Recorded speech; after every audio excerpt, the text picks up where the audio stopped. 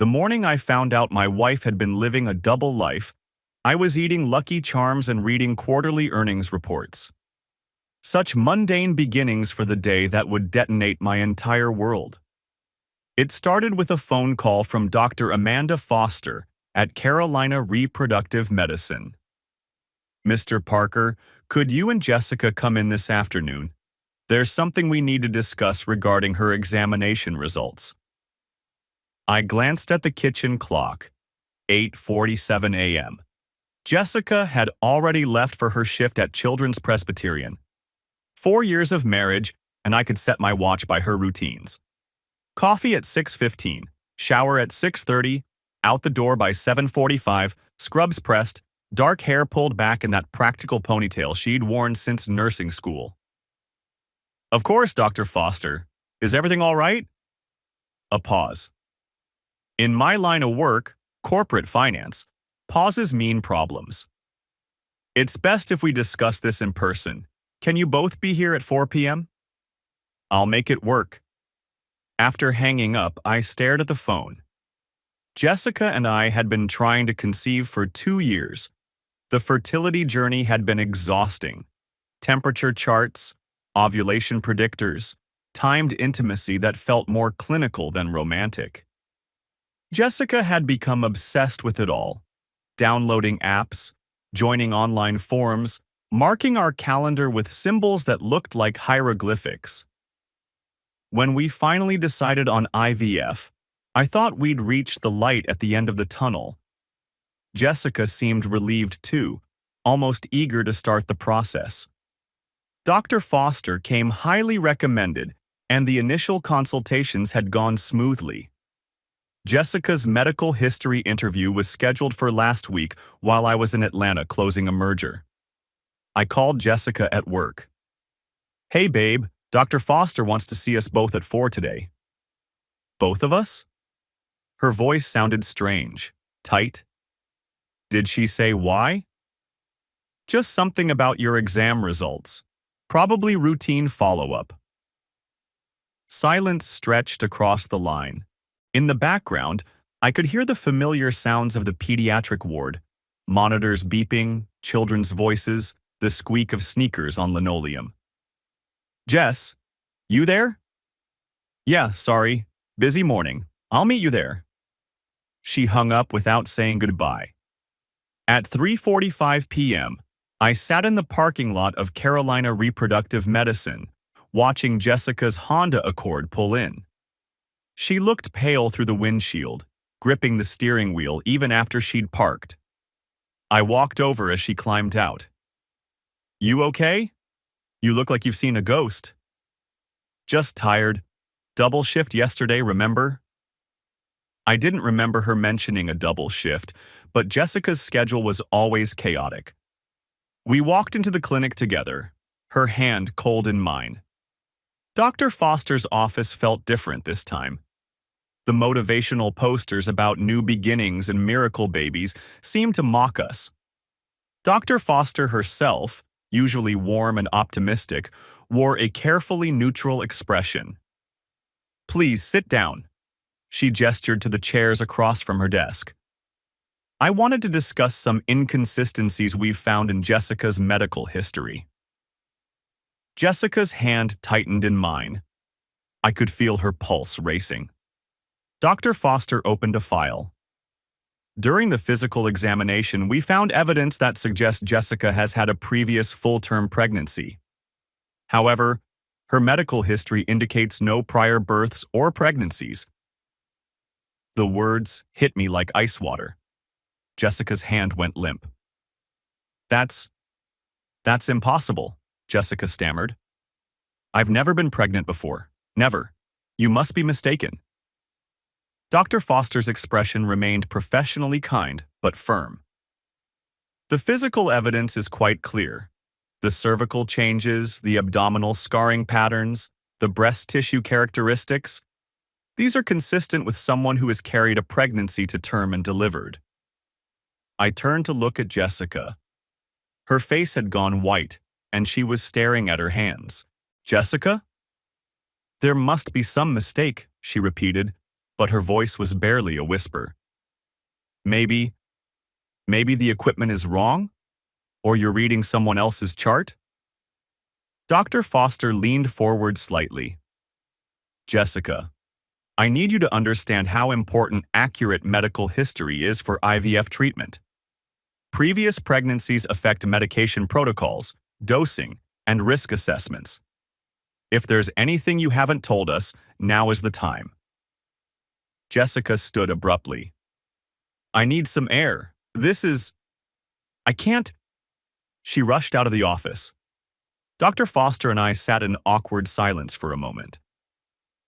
Dr. Foster, is there any chance you could be wrong about this? She shook her head slowly. I've been doing this for 15 years, Mr. Parker. The physical evidence is unmistakable. I found Jessica in the parking lot, sitting in her car with the engine running. I knocked on the passenger window until she unlocked it. Jessica, what the hell is going on? Tears were streaming down her face. I don't know what she's talking about, Daniel. I swear to you, I've never been pregnant. This is crazy. But something in her voice, something in the way she wouldn't meet my eyes, told me Dr. Foster wasn't the one who was lying. The drive home was silent. Jessica stared out the window while I replayed every conversation we'd had about starting a family, every discussion about her past, every moment when she might have been hiding something this enormous. That evening, Jessica claimed a migraine and went to bed early. I sat in my home office, staring at nothing, trying to make sense of what I'd learned. On impulse, I pulled out our insurance folder and began flipping through old explanation of benefit statements. 2023, nothing unusual. 2022, routine checkups, Jessica's annual physical. 2021, my appendectomy, Jessica's dental work. 2020, there it was. A series of claims I'd never noticed. Prenatal care, $1,200. Obstetric delivery, $4,800. Postpartum care, $600, all billed to Jessica Parker, all dated between November 2019 and March 2020. My hands shook as I stared at the papers. November 2019. We'd been engaged for 6 months. March 2020. 1 month before our wedding. I grabbed my laptop and searched through old calendar entries. November 2019. Jessica had gone to Oregon for what she called a family emergency. Her mother was supposedly having health issues. She'd been gone for almost 3 months, coming back just after New Year's. I'd been swamped with the Hendricks acquisition at the time, working 16-hour days. We'd talked maybe twice a week while she was gone. She'd seemed distant, distracted, but I'd attributed it to worry about her mother. Jesus Christ. She'd been pregnant. During our engagement, she'd been pregnant with someone else's baby. I spent the next hour searching through old photos on my phone, looking for anything from that time period. Most were work-related. Team dinners, client meetings, conference presentations. The few photos Jessica had sent from Oregon were generic. Coffee shops, rainy streets, her supposedly helping her mother around the house. But wait. I pulled up Jessica's Instagram from that period. She'd been active on social media throughout our relationship, posting everything from dinner photos to sunset shots. But from November 2019 through February 2020, there was almost nothing. A few carefully cropped photos, all from the neck up. No full-body shots. No beach vacation pictures she'd normally post. She'd been hiding a pregnancy. My phone buzzed. A text from Jessica. Can't sleep, going for a drive. Be back later. Through the window, I watched her Honda reverse out of our driveway. It was 11 p.m. Since when did Jessica go for late-night drives? I walked into our bedroom and opened her dresser, not sure what I was looking for. Buried beneath old sweaters, I found a shoebox I'd never seen before. Inside were hospital bracelets, ultrasound photos, and a positive pregnancy test dated October 15th, 2019. The baby in the ultrasound was clearly well developed.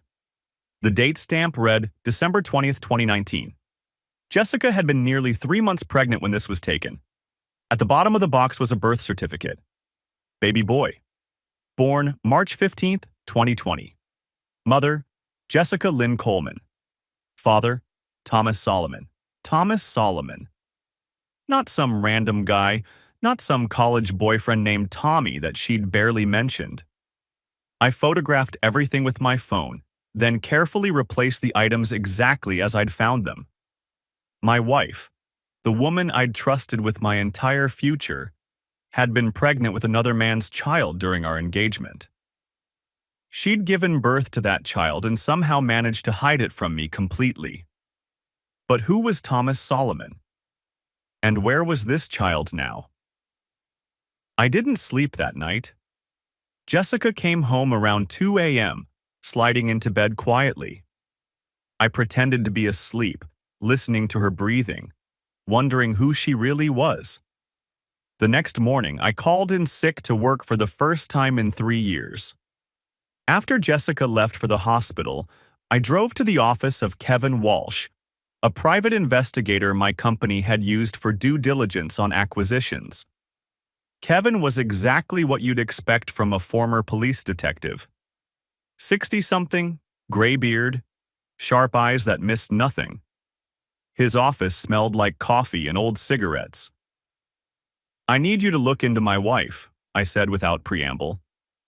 Kevin didn't even blink. "Infidelity? I think she had a baby with someone else during our engagement. I need to know who the father is and what happened to the child." I showed Kevin the photographs I'd taken. He studied them carefully. "Thomas Solomon," he mused. "Oregon birth certificate. This looks like a closed adoption. When was this baby born?" "March 15th, 2020.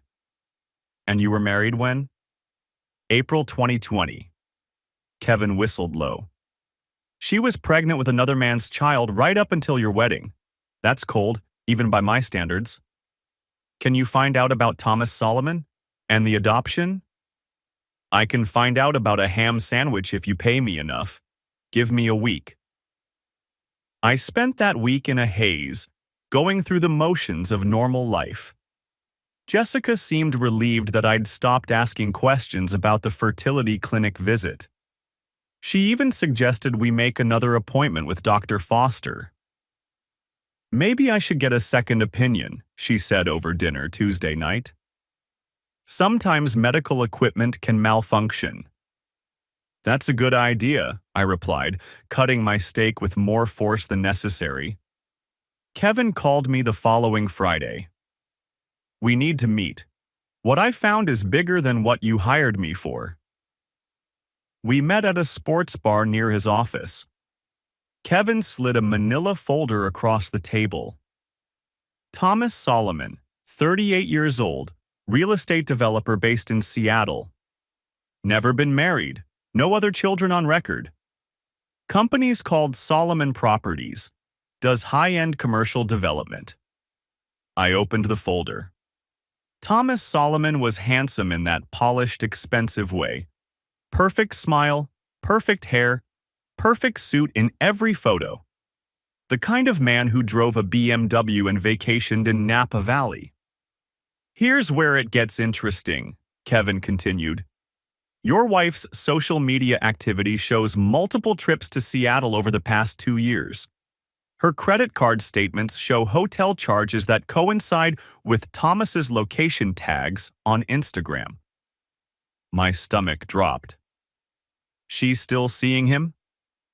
"Gets better, or worse, depending on your perspective." The adoption was finalized through Pacific Family Services in Portland. The baby's name is Michael Coleman Solomon. He's living with Mark and Linda Foster. Nice couple in their 40s. Couldn't have kids naturally. She named the baby after both of them? Standard practice in private adoptions. But here's the kicker. I found the adoption paperwork. Your wife signed affidavits, swearing she had no ongoing contact with the biological father. She also certified that she was single and stable. Kevin pulled out more documents. Problem is, her credit card shows hotel charges in Seattle, starting 2 months after the adoption was finalized. She's been lying to everyone. You, the adoption agency, probably Thomas himself. I stared at the paperwork. Jessica's signature was on document after document, swearing under oath to things that were blatantly false. There's more, Kevin said. Thomas doesn't know about you. I've been monitoring his social media, and he posts about Jessica regularly. Not by name, but by description. Amazing woman I've been seeing. Finally found someone special. He thinks she's single? So she's been lying to both of us. That's the size of it. She's been running cons on 2 different men for 4 years. The betrayal hit me in waves. Not just the affair, not just the secret pregnancy, but the elaborate deception that had defined our entire relationship. Every conversation about starting a family, every discussion about our future, every moment of intimacy, it had all been built on lies. What do you want me to do next? Kevin asked. Find out everything. Where they meet, how often, what Thomas's situation is. I want to know every detail about this double life she's been living. Kevin nodded. And the kid? Michael? Find out about the adoptive family too. If Jessica lied to the adoption agency, those people deserve to know the truth. Over the next 2 weeks, Kevin's investigation painted a picture of deception so elaborate it was almost impressive. Jessica and Thomas had been college sweethearts who'd reconnected through social media. Their relationship had continued throughout her time with me, with Jessica using work conferences and family emergencies to cover her trips to Seattle. Thomas's social media showed expensive dinners, weekend getaways, intimate moments that I now realized corresponded to times when Jessica had claimed to be visiting sick relatives or attending nursing seminars. The most damning evidence was a series of hotel receipts. Every time Jessica had told me she was attending a work conference, she'd actually been in Seattle with Thomas. The pattern went back years, dozens of trips, hundreds of lies. But the cruelest discovery was a series of text messages Kevin had obtained through legal channels. Messages between Jessica and Thomas about their son. I miss him so much, one read. Do you think we made the right choice? We had to, Thomas had replied. You weren't ready to leave your husband and I couldn't ask you to. They'd been in contact about the child. They'd been discussing their choice to give him up. And through it all, Jessica had been coming home to me, talking about our future children as if she'd never had one at all. The night I decided to confront her, Jessica came home late from what she'd claimed was a department meeting. She found me sitting in the living room with printouts spread across the coffee table. Daniel, what's all this? Sit down, Jessica. She sat on the edge of the couch, her eyes scanning the documents. I watched the color drain from her face as she recognized hotel receipts, adoption papers, photographs of Thomas. I can explain, she said quietly. I'm sure you can. You've been explaining things to me for 4 years. The question is whether any of it will be true this time. For a long moment, she just stared at the evidence of her double life. Then she began to cry. Not the gentle tears of remorse, but the harsh sobs of someone whose carefully constructed world was collapsing. How long have you known? She asked. 2 weeks, but I should have known years ago. The signs were all there, weren't they? The mysterious trips, the secretive phone calls, the way you flinched every time I mentioned having children. It wasn't supposed to happen like this. Which part? The affair, the pregnancy, or the elaborate deception that followed? Jessica wiped her eyes and looked at me directly for the first time. I love you, Daniel. I know that sounds impossible given everything, but I do. You love me? I laughed bitterly. You've been living a double life for our entire relationship. You were pregnant with another man's child when you accepted my proposal. You gave birth to his baby a month before our wedding. How exactly is that love? Thomas and I, it's complicated. We have history. History? Jessica, you've been seeing him throughout our marriage. This isn't history, it's ongoing adultery. She flinched at the word. You don't understand the situation. Then explain it to me. Help me understand how the woman I married could lie about something this fundamental. Jessica was quiet for several minutes, gathering herself. When she finally spoke, her voice was steadier. Thomas and I dated in college. It was serious.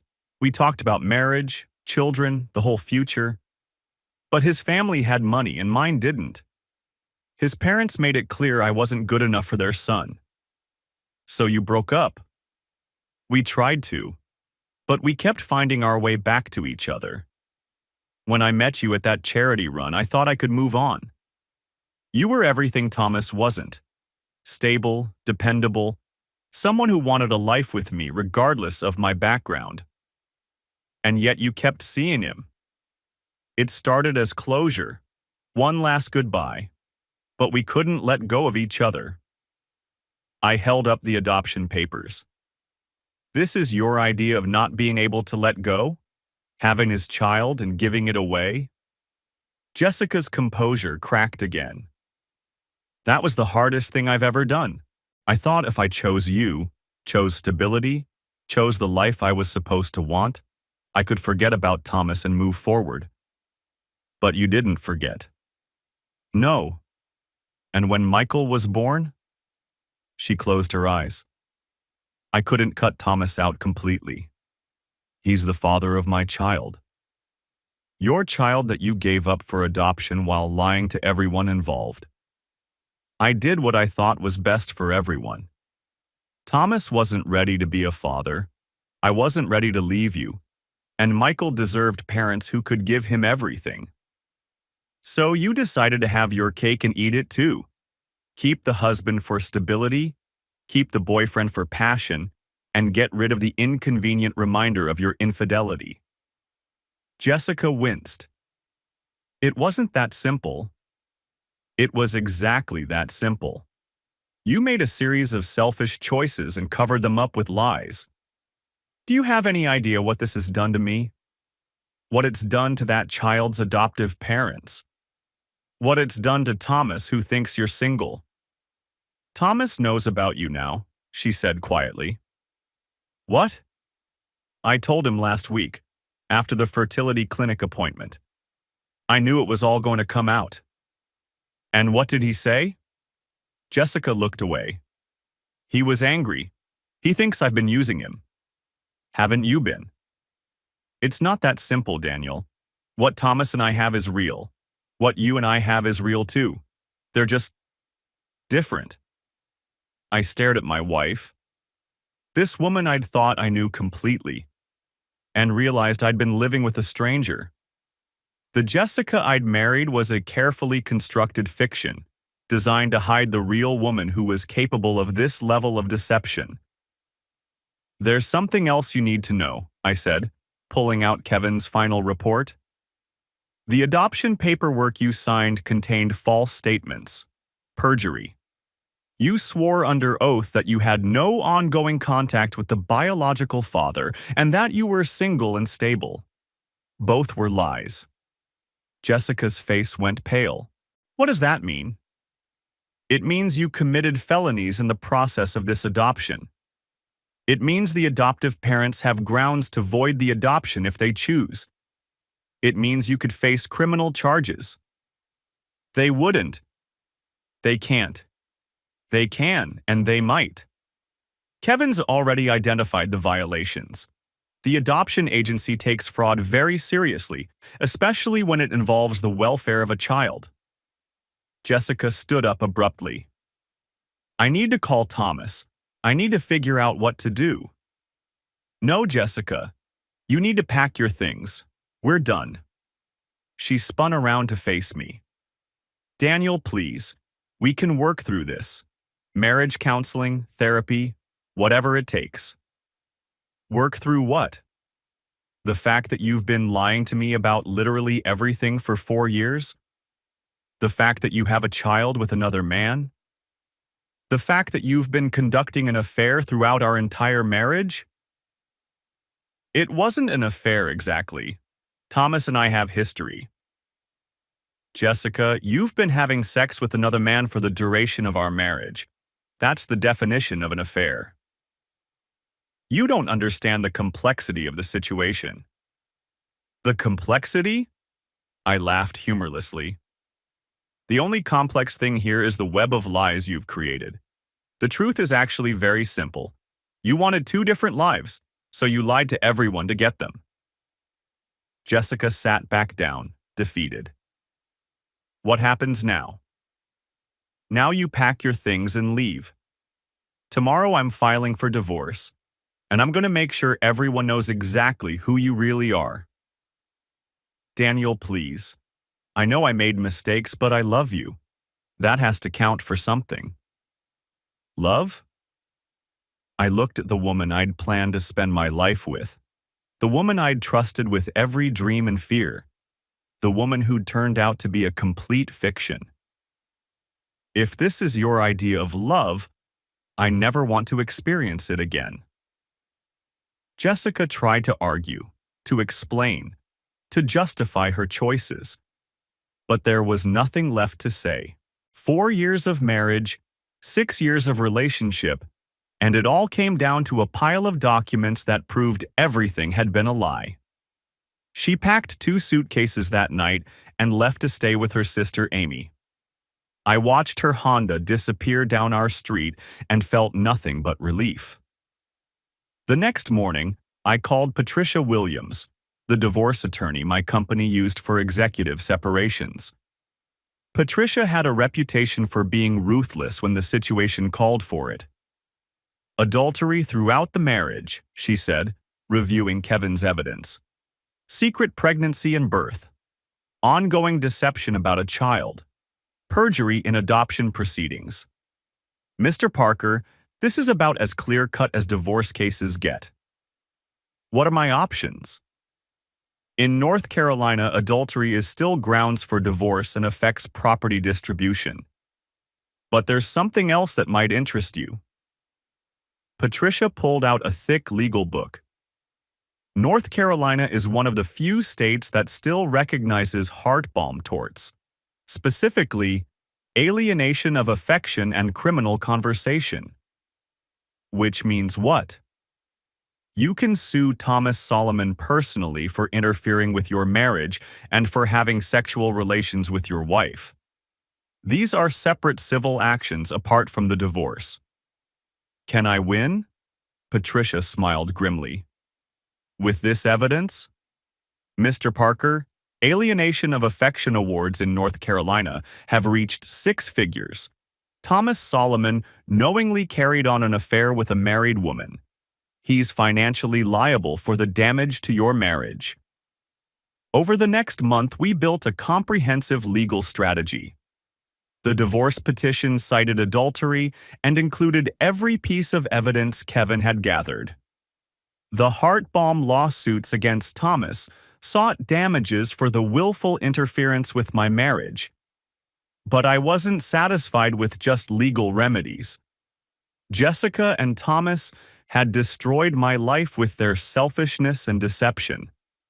I wanted them to understand what that felt like. Kevin's research had revealed that Thomas's business, Solomon Properties, depended heavily on its reputation in Seattle's conservative business community. His major clients were family-owned companies and religious organizations that valued traditional morals.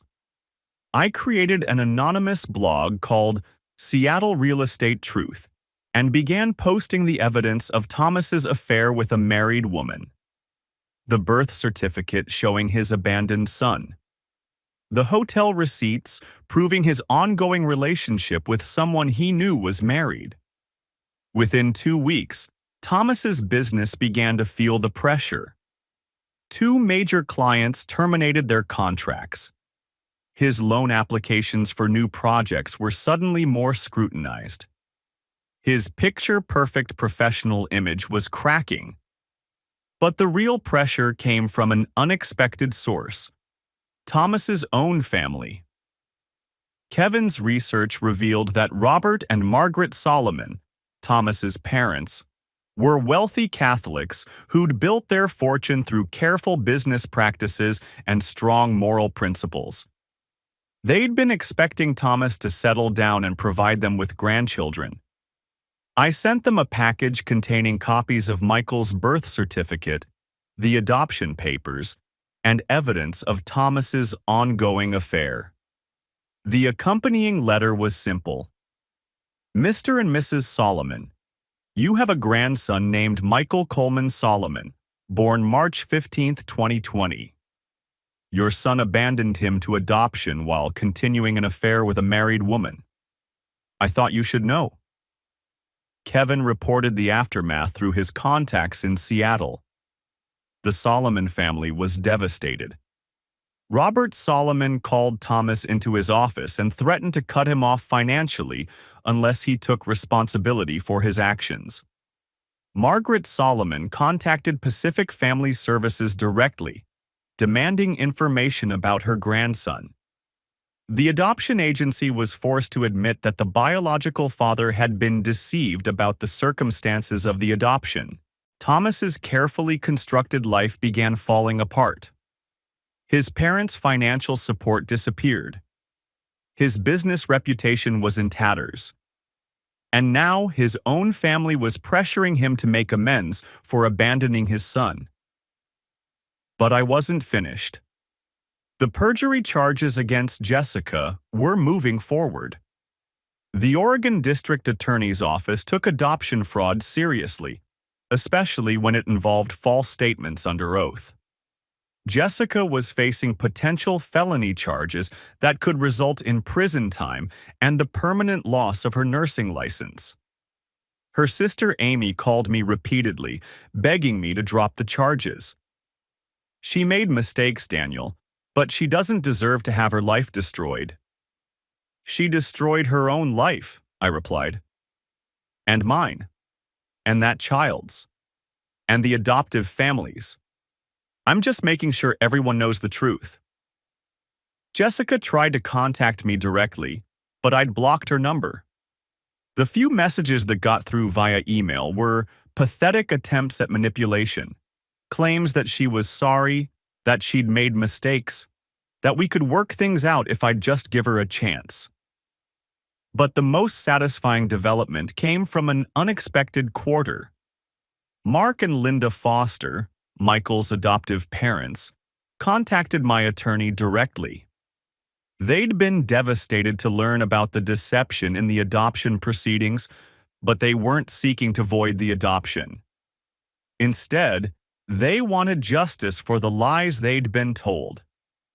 We love Michael like our own son, Linda Foster told me during a video call Kevin arranged. But we had a right to know the truth about his biological parents. The adoption agency assured us that both biological parents had voluntarily relinquished their rights and had no ongoing contact with each other.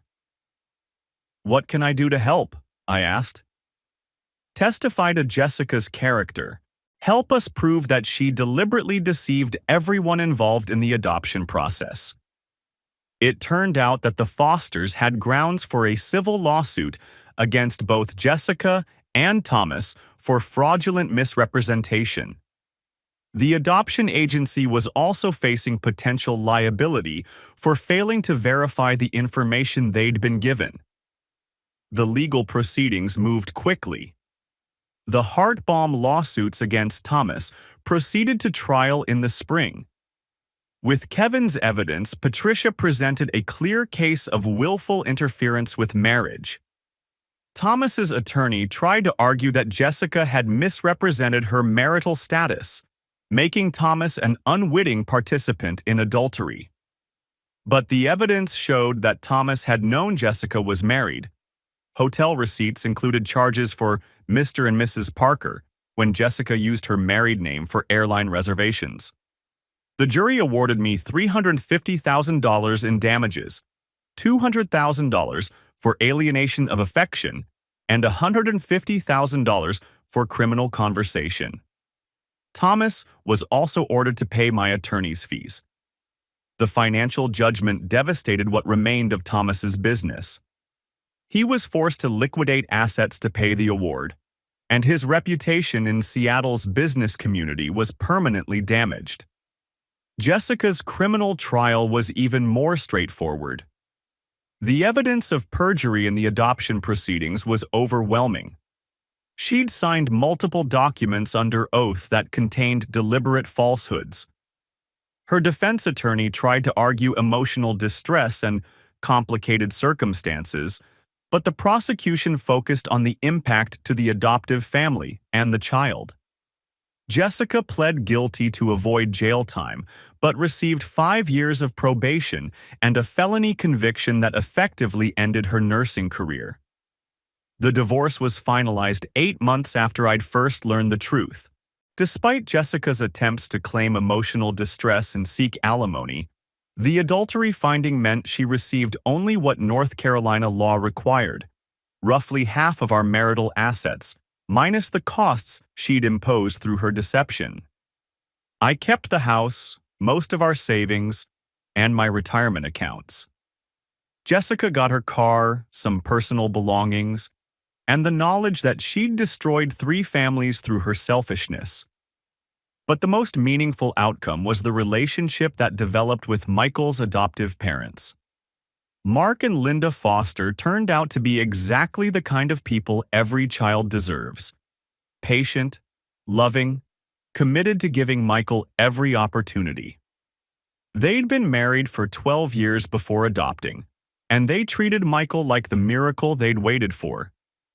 When they invited me to Michael's 3rd birthday party, I almost declined. What role could I possibly play in this child's life? But Linda Foster insisted. "You helped us learn the truth about his background," she said. "That makes you part of his story." Michael was a beautiful little boy with Thomas's dark hair and Jessica's eyes. He was bright, curious, and completely unaware of the complicated circumstances that had brought him to the Foster family. Watching him blow out his birthday candles, surrounded by people who truly loved him, I realized something I hadn't expected. I felt genuinely happy for him. This child, born from deception and given up through lies, had found his way to exactly where he belonged. Mark Foster approached me during the party. "I want you to know that Linda and I don't regret the adoption.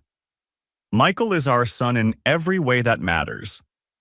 But we're grateful to know the truth about how he came to us." "What will you tell him when he's older?" "The truth, in age-appropriate ways. That his biological parents weren't ready to be parents, that they made some mistakes, but that he was wanted and loved from the moment he was placed with us." It was a far more generous interpretation than I would have given, but I understood their perspective. Michael's well-being was what mattered now, not the failures of the adults who'd brought him into the world. A year after the divorce was final, I was living a completely different life. The house Jessica and I had shared was sold. Too many memories of a relationship that had never been real. I bought a smaller place closer to downtown Charlotte, somewhere that was entirely mine. Work had been a refuge during the worst of the legal proceedings, and my performance had actually improved. There's something clarifying about discovering that everything you thought you knew about your personal life was a lie. It makes focusing on spreadsheets and market analyses almost therapeutic. I'd been dating Dr. Rachel Martinez for 6 months. We'd met through the hospital where Jessica used to work. Rachel was a pediatrician who'd heard the whole story through the medical community's gossip network. "I know this sounds terrible," she'd said over our first coffee date, "but everyone was talking about what happened with Jessica. Most of us weren't that surprised." "What do you mean?" "Jessica always seemed to be performing her life rather than living it. Perfect wife, perfect nurse, perfect everything. But it felt hollow, you know? Like she was playing a role." Rachel was everything Jessica had pretended to be. Genuine, caring, someone whose outside matched her inside. She was divorced herself, with 2 children from her previous marriage, and she understood the particular pain of discovering that someone you loved had been lying to you. "The hardest part," she told me one evening, "isn't the betrayal itself. It's realizing that all your memories are contaminated. Every happy moment, every shared experience. You can't help but wonder what else was happening that you didn't know about." She was right. Even now, 2 years later, I couldn't think about my wedding day without wondering if Jessica had been thinking about Thomas. I couldn't remember our honeymoon without questioning whether she'd been comparing me to him. But Rachel was helping me build new memories that weren't tainted by deception. We took weekend trips to the mountains, had quiet dinners without hidden agendas, and planned a future based on honest communication about what we both wanted. The legal consequences for Jessica and Thomas continued to unfold. Thomas's parents had indeed cut him off financially, and his business never recovered from the reputation damage. Last I heard, he'd moved to Portland and was working for someone else's development company. Jessica was working as a medical assistant at a walk-in clinic, one of the few healthcare jobs available to someone with a felony conviction. Her nursing license had been permanently revoked. Amy called me occasionally with updates I didn't ask for. Jessica was living in a small apartment, struggling financially, and dealing with the social consequences of her choices. The nursing community in Charlotte was tight-knit, and word of her deception had spread throughout the network. "She asks about you sometimes," Amy said during one call. "What does she ask?" "Whether you're happy, whether you've moved on. Tell her I'm building a life based on honesty, something she might want to try." The strangest part of the whole experience was running into people who'd known us as a couple. Old friends, work colleagues, people from church. They all struggled with how to react when they saw me alone. Some were sympathetic but awkward, offering condolences as if Jessica had died rather than been revealed as a fraud. Others were clearly uncomfortable, as if infidelity might be contagious, but a few were surprisingly honest about their own observations. "I always wondered about those work trips," said Janet from my old church small group. "Jessica seemed to travel more than any nurse I knew." "She was always vague about her family too," added Mike, a neighbor from our old street.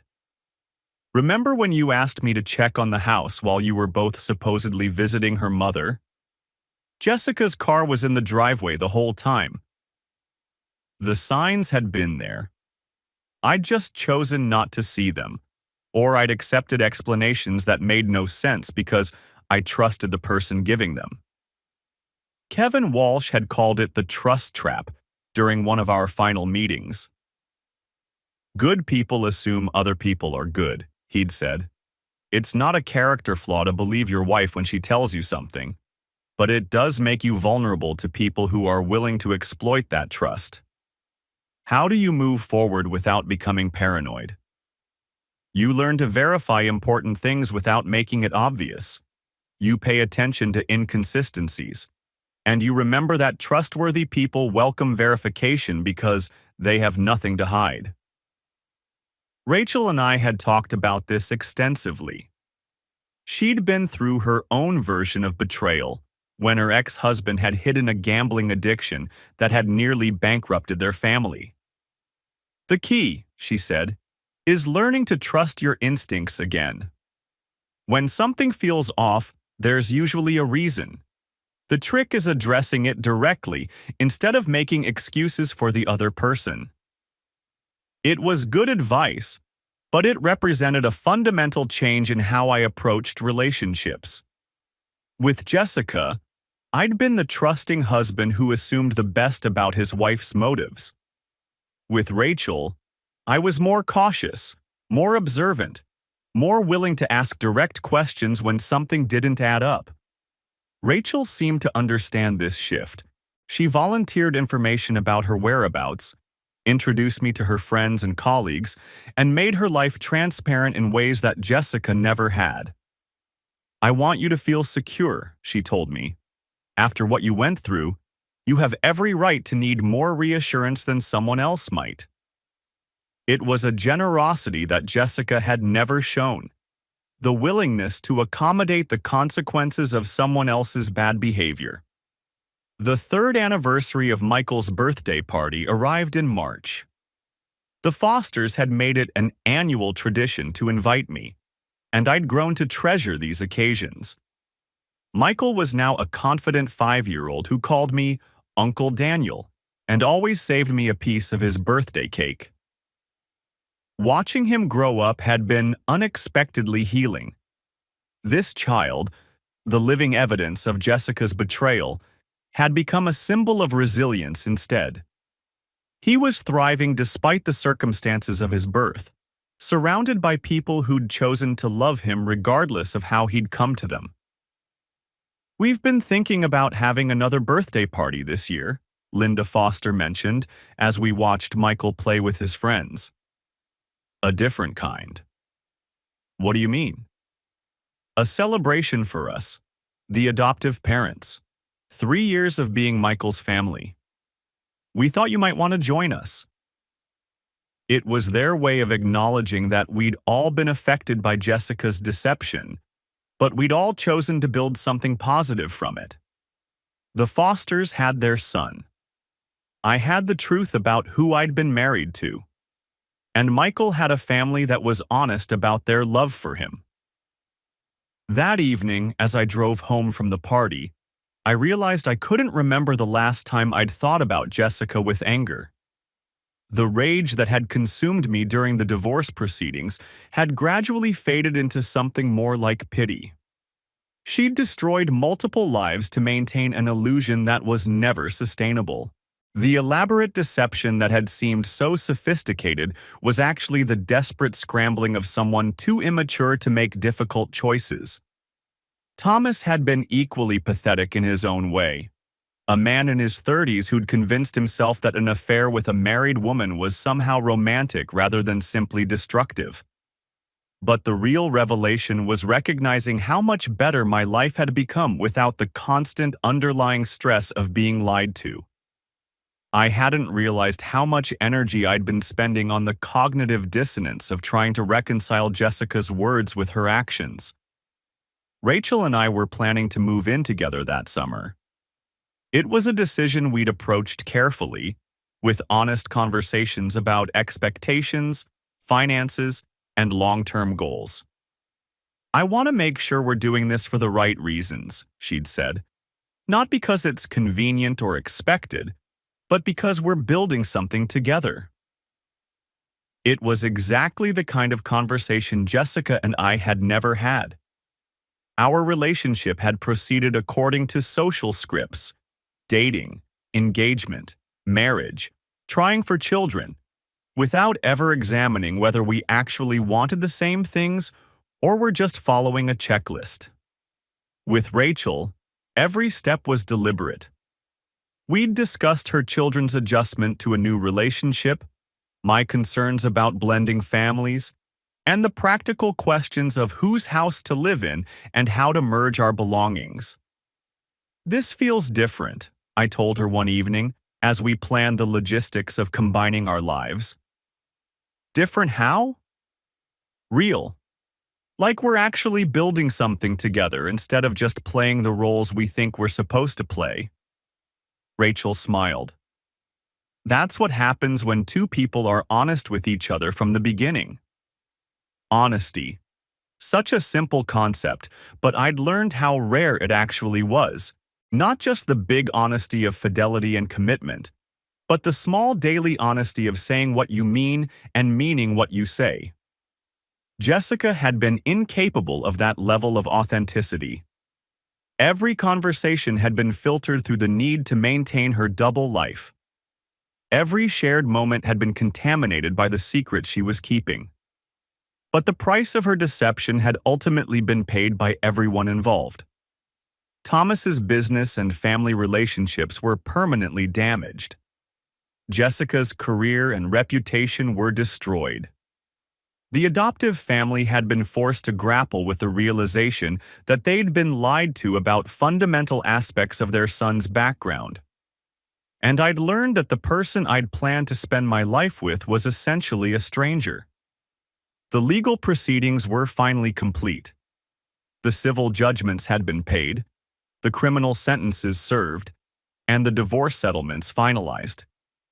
But the personal consequences would last much longer.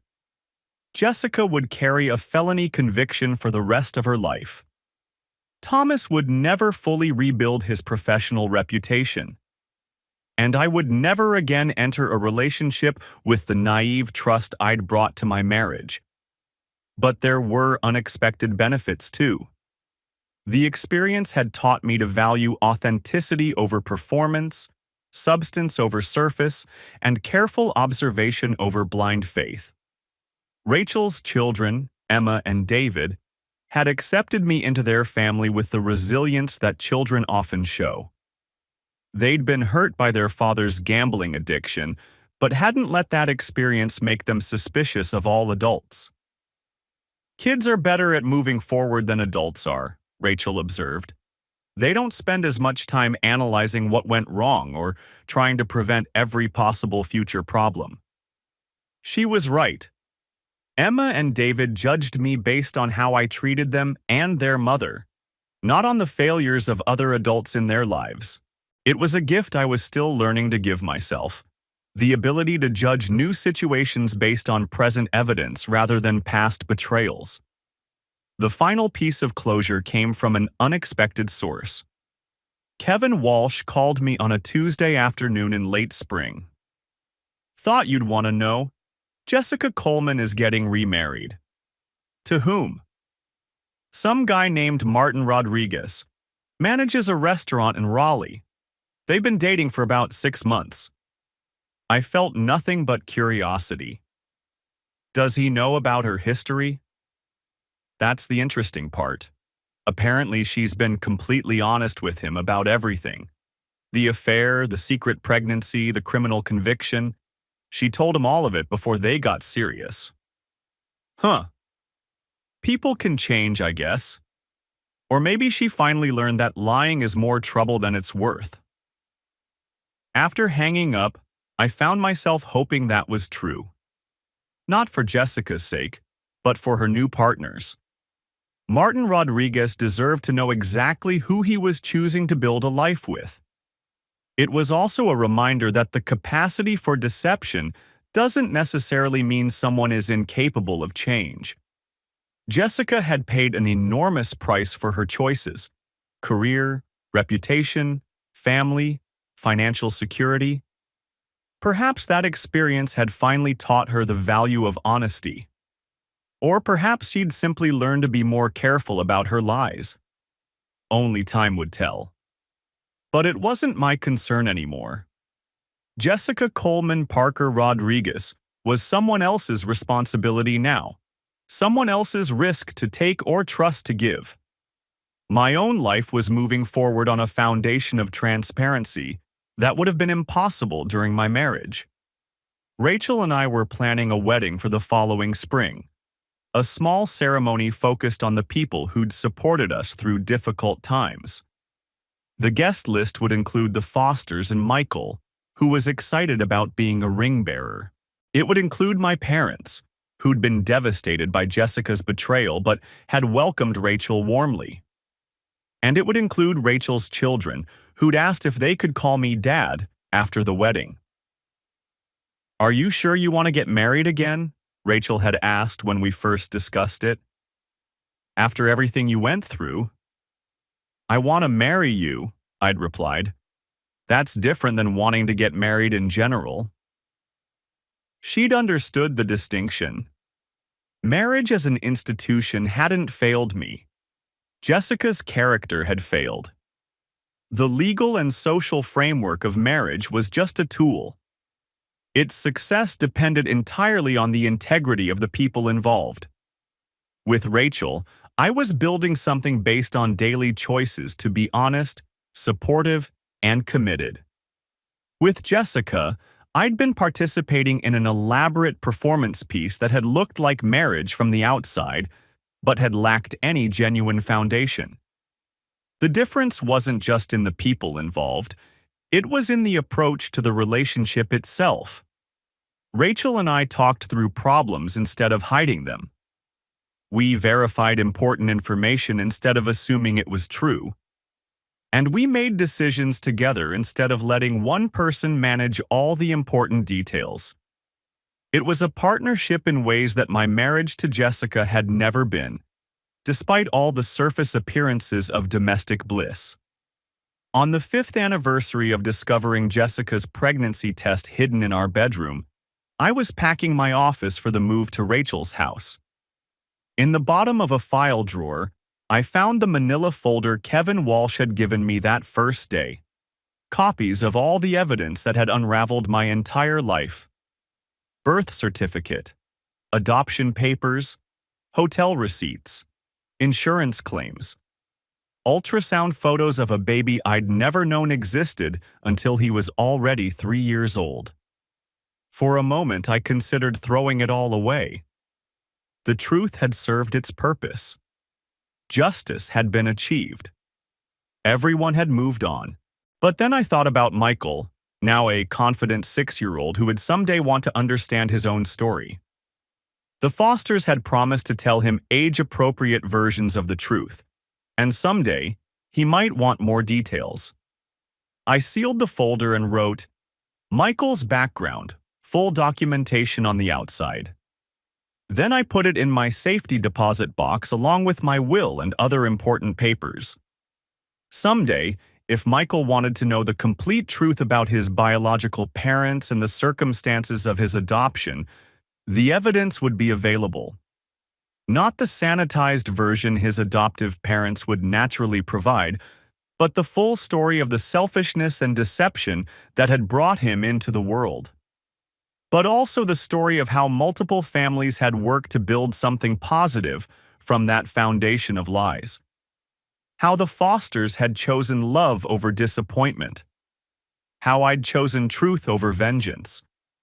How even Thomas's parents had eventually found a way to be part of their grandson's life, despite their son's failures.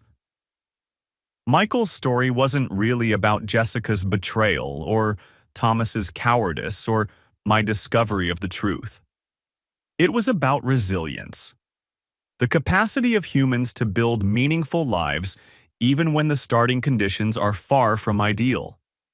That evening, as Rachel and I made dinner together in what was about to become our shared kitchen, I told her about finding the folder and deciding to preserve it for Michael. "Do you think he'll want to know all that when he's older?" she asked. "I think he'll want the choice. And if he does want to know, he deserves the complete truth, not just the comfortable parts." Rachel nodded. "Emma asked me about her father's gambling last week. She's old enough now to understand that adults sometimes make terrible choices." "What did you tell her?" "That people are complicated. That someone can love you genuinely while still making decisions that hurt you. That you can forgive someone without trusting them with your future." It was exactly the kind of nuanced honesty that children deserved but rarely received. The recognition that love and trustworthiness weren't the same thing, that forgiveness and reconciliation weren't synonymous, and that understanding someone's motivations didn't require excusing their behavior. Jessica had probably loved me in whatever way she was capable of loving. But her version of love had included deception, betrayal, and the willingness to build our entire relationship on a foundation of lies. Thomas had probably loved her too in his way, but his version of love had included the abandonment of his own child and the willingness to participate in the destruction of someone else's marriage. Understanding their motivations didn't make their choices forgivable. It just made them human, flawed, selfish, immature humans who'd prioritize their own desires over everyone else's well-being. But recognizing their humanity also meant acknowledging that redemption was possible, even if it came too late to repair the damage they'd caused. Jessica's new marriage suggested she might have finally learned the value of honesty. Thomas's relationship with his parents had reportedly improved after he'd taken responsibility for abandoning Michael. The Fosters had built a beautiful family despite being deceived about the circumstances of their adoption. Even I had been forced to grow in ways I wouldn't have chosen but was ultimately grateful for. The naive trust I'd brought to my marriage with Jessica would have made me vulnerable to future deception. The careful but not paranoid approach I developed with Rachel was healthier for both of us. Recovery from betrayal, I'd learned, wasn't about returning to your previous state. It was about building something better from the wreckage, incorporating the painful lessons without letting them make you bitter or suspicious. "Ready for the next chapter?" Rachel asked as we finished cleaning up the kitchen. I looked around the house that was about to become our house, at the evidence of two lives carefully merging into something new and honest and sustainable. "More than ready," I said. Outside, Charlotte's summer evening was settling into comfortable warmth. Neighbors were walking their dogs, children were playing in yards, and life was continuing with the steady rhythm of ordinary happiness. It was exactly what Jessica and I had appeared to have from the outside. Suburban domesticity, professional success, the promise of future children. But the appearance had been an illusion, a carefully maintained performance designed to hide fundamental deceptions. With Rachel, the ordinary moments were genuine. When she said she loved me, I knew she wasn't comparing me to someone else. When she made plans for our future, I knew she wasn't keeping other options open. When she came home from work, I knew she was actually coming from work. Simple honesty. It shouldn't have felt revolutionary, but after years of being lied to about everything from weekend conferences to the existence of a child, transparency felt like a miracle. The next morning, as I loaded the last boxes into my truck, I drove past the house Jessica and I had shared. The new owners had repainted it and added a playground in the backyard. A family with young children had moved in, and the house looked happy again. For a moment, I felt a flicker of nostalgia for the life I'd thought I was building there. Then I remembered that the life I'd thought I was building had never actually existed. It had been an elaborate fiction, maintained by lies and sustained by my willingness to believe in something that was never real. The life I was building now was smaller in some ways, more careful, more deliberate. But it was real. Every conversation was genuine, every plan was sincere, and every shared moment was built on the foundation of mutual honesty. It wasn't the life I'd expected to have at 37, but it was better than the lie I'd been living. As I drove toward Rachel's house, our house, I realized I was excited about the future in a way I hadn't been since before Jessica's deception was revealed.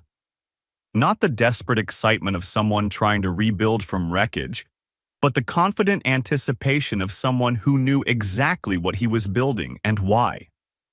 The story that had begun with a phone call from a fertility clinic and the discovery of a hidden pregnancy was ending with a deliberate choice to trust again, carefully and wisely, but completely. It was, I realized, exactly the ending I would have chosen if I'd been brave enough to imagine it.